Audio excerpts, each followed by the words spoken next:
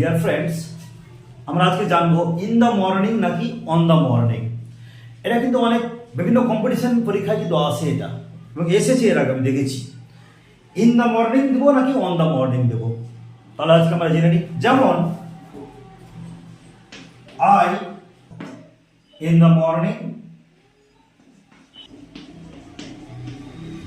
work out on the morning of Friday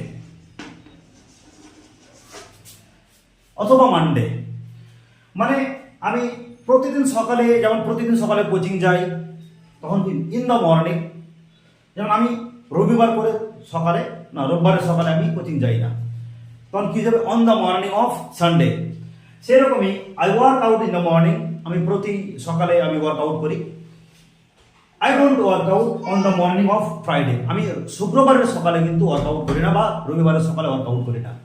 তাহলে আমরা পার্থক্য জেনে নেব যে যখন কোনো বারের কথা উল্লেখ থাকবে, কোনো অমুক দিন মানে অমুক বারে, সোমবারে বা রবিবারের সকালে আমি যাই না বা যাবো না, কিছু একটা থাকবে, তখন কিন্তু হয়ে যাবে সেটা অন দ্য মর্নিং।